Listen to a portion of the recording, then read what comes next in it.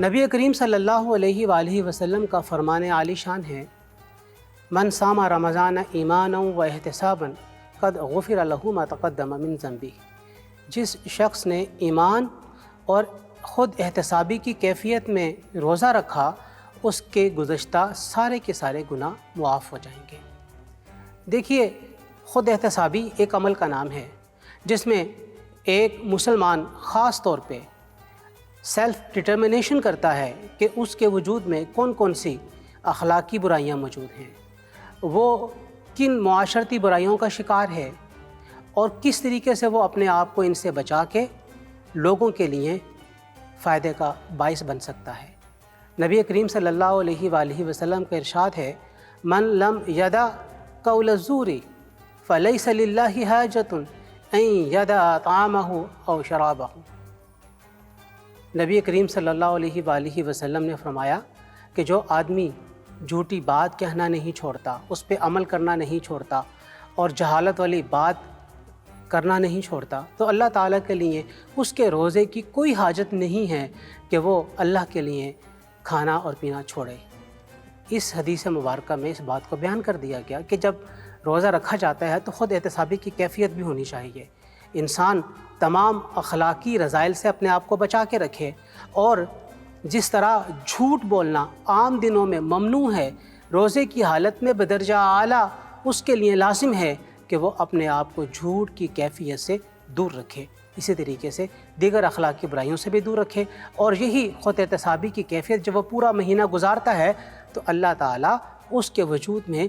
اسی طرح باقی ایام بھی گزارنے کا اندیہ پیدا فرما دیتا ہے، جس کی وجہ سے وہ آئندہ آنے والے ایام اور مہینوں میں اپنے آپ کو ان اخلاقی برائیوں سے بچا کے رکھتا ہے۔ بلا شبہ ماہ رمضان کی مناسبت سے اس سوال کی بڑی اہمیت ہے، اور یہ جو ماہ رمضان کے بنیادی مقاصد ہیں ان میں سے ایک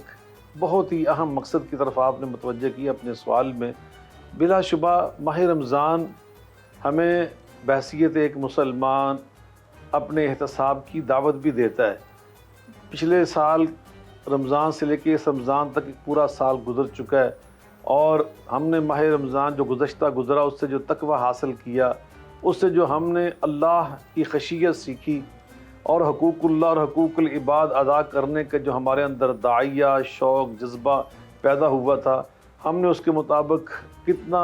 بہتری اپنے اندر لانے کی کوشش کی ہے، اپنے اخلاق کو ہم نے کتنا بلند کیا، صلہ رحمی کے لیے ہم نے کتنا اپنے آپ کو آمادہ کیا، دوسروں کے حقوق جو بہت ہی اللہ کے ہاں جواب دہی کے سبب بننے والے ہیں، ان کے بارے میں ہم نے اپنے آپ کتنا درست کیا۔ تو یقیناً یہ ہمیں ماہ رمضان جب آتا ہے تو ایک سال سے اگلے سال تک ہمیں ایک دعوت ہوتی ہے کہ آپ کی زندگی میں ایک سال ختم ہو چکا ہے، اگلا ایک سال شروع ہو چکا ہے، تو ہمیں اس موقع پر اپنا احتساب ضرور کرنا چاہیے۔ نبی کریم علیہ الصلوۃ والسلام فرماتے ہیں، الکیس من دانا نفسہ وعمل لما بعد الموت۔ دنا عقل مند فراست والا انسان وہی ہے کہ جو اپنا احتساب خود کرتا ہے، اپنے معاملات کا جائزہ خود لیتا ہے، اپنی کمی کوتاہی کو درست خود کرنے کی کوشش کرتا ہے، اور آئندہ آنے والی جو زندگی آخرت کی زندگی اس کے لیے فکر مند ہوتا ہے، اس کے لیے عمل پیرا ہوتا ہے۔ حضرت عمر فاروق رضی اللہ تعالیٰ عنہ اکثر یہ فرمایا کرتے تھے، حاسبوا انفسکم قبل ان تحاسبوا، اپنا محاسبہ خود کیا کرو قبل اس کے کہ اللہ کی عدالت لگ جائے اور وہاں اللہ تمہارا محاسبہ شروع کر دے۔ اس محاسبے کے بعد وہاں کوئی گنجائش نہیں ہوگی۔ رسول اللہ صلی اللہ علیہ وسلم فرماتے ہیں، مانو کی شاہد یوم القیامت الا عذب۔ جس انسان کا محاسبہ میرے رب نے صحیح طور پر لینا شروع کر دیا، کرنا شروع کر دیا، اس کا مناقشہ شروع ہو گیا، اسے اللہ کی سزا سے پھر کوئی بچا نہیں سکے گا۔ تو اس لیے ہمارے اسلاف نبی پاک کی اس تعلیم مبارک کے مطابق یہ دعا پڑھنا اپنے لیے شرف سمجھتے تھے، اللہم حاسبنا حسابا یسیرا، یا اللہ اگر قیامت کے دن آپ ہمارا حساب لیں تو ہمارا آسان حساب لیں۔ تو اس لیے ہمیں اپنا محاسبہ اس کی فکر کرنی چاہیے، ماہ رمضان سے ہمیں فائدہ اٹھانا چاہیے۔ اللہ پاک ہمیں اس موقع پر صحیح طور پر ہمیں اپنی روحانی زندگی کو، روحانی دنیا کو، اپنے دلوں کی دنیا کو آباد کرنے کی توفیق عطا فرمائے۔ رمضان کس طرح خود احتسابی کا موقع عطا کرتا ہے اور خاص طور پر انسانی باطن کو یہ کس طرح پاک کرتا ہے، اس کے لیے یہ سمجھنا ضروری ہے کہ ہم اپنی 24 گھنٹے کی زندگی میں کھانے پینے یا اپنی بیوی سے ازدواجی تعلق میں آزاد ہوتے ہیں، لیکن رمضان کے مقدس مہینے کے اندر جب ہم حالت روزہ کے اندر ہوتے ہیں تو اس میں ہم کھاتے نہیں ہیں، پیتے نہیں ہیں، ازدواجی تعلق قائم نہیں کرتے۔ تو دراصل یہ ایک پیغام دیا جا رہا ہے کہ جس طرح ہم کھانے پینے سے اجتناب کر رہے ہیں اور خواہش نفس کو دبا رہے ہیں، بالکل اسی طریقے سے ہمیں 24 گھنٹے کی زندگی میں عجب، تکبر، حسد، بغض، کینہ، لوگوں کی ایذا رسانی اور گالم گلوچ، لوگوں کو برا بھلا کہنا، حقوق العباد کے اندر حق تلفی کرنا، ان تمام گناہوں سے ہمیں اپنے آپ کو بچانا چاہیے اور اپنے باطن کو پاکیزہ بنانے پر خصوصی توجہ دینی چاہیے۔ رمضان ایک ایسا پیارا، مقدس اور پرنور مہینہ ہے کہ اس مہینے میں ہم زیادہ سے زیادہ تزکیہ اور اصلاح نفس کا اہتمام کر سکتے ہیں۔ دل چاہتا ہے شدید گرمی کی حالت میں کہ ہم پانی پئیں، مگر ہم رک جاتے ہیں، کھانا کھانے کا دل کرتا ہے، ہم رک جاتے ہیں۔ تو یہ پیغام دیا جا رہا ہے، روزے کا یہی فلسفہ و پیغام ہے کہ اب 24 گھنٹے کی زندگی میں، گھریلو زندگی ہو کہ خاندانی زندگی ہو، کمیونٹی یا برادری یا چورنگی، سڑک اور بازار و مارکیٹ کے اندر، ہم اپنے نفس پہ کنٹرول کریں، گفتگو کے اندر کنٹرول کریں، اور ہمیں کسی صورت پر بھی دوسرے کو ایذا رسانی کا کبھی بھی ارتکاب نہیں کرنا چاہیے۔ یہ روزے کا حقیقی فلسفہ اور پیغام ہے۔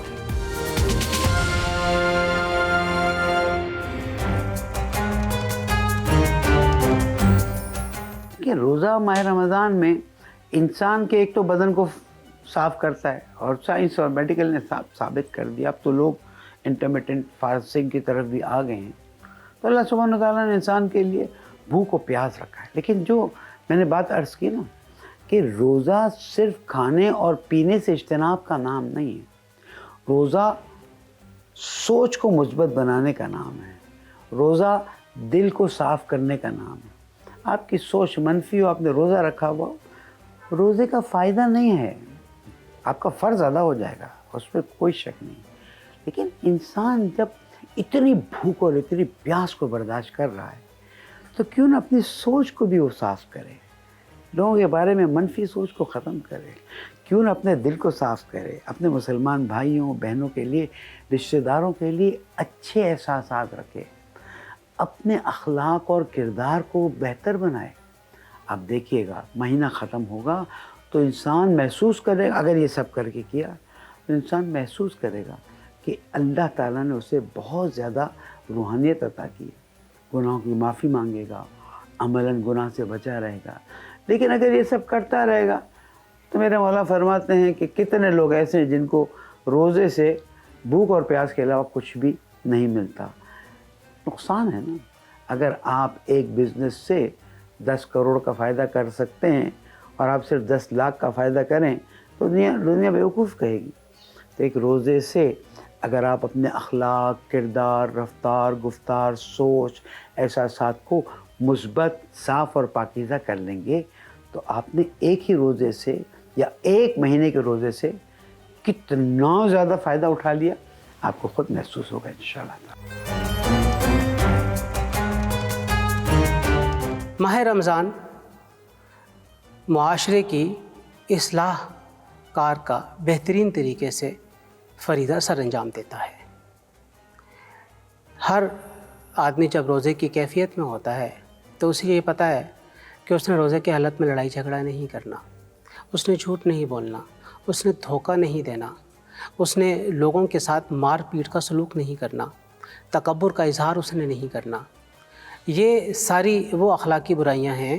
جن سے معاشرہ اگر پاک ہو جائے تو معاشرہ بہترین نمونہ پیش کرتا ہے انسانیت کا، اور روزہ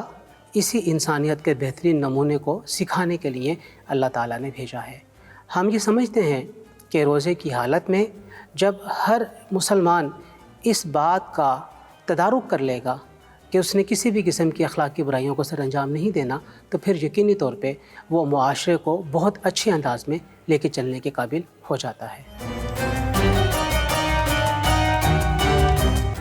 بلا شبہ نبی کریم علیہ الصلوۃ والسلام نے ضمن میں ہمیں تعلیم دی ہے کہ شہر المواسات،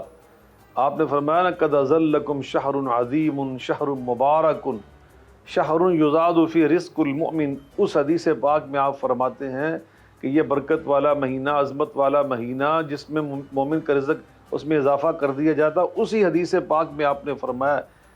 کہ یہ وہ مہینہ شہر المواسات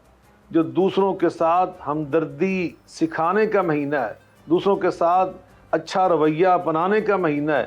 آپ نے دوسروں کے ساتھ اچھا رویہ اپنانا رمضان سے سیکھنا ہے۔ ماہ رمضان کی برکت سے اپنے رویوں کو درست کریں، جب بھی کسی سے بات کریں قولوا للناس حسنا،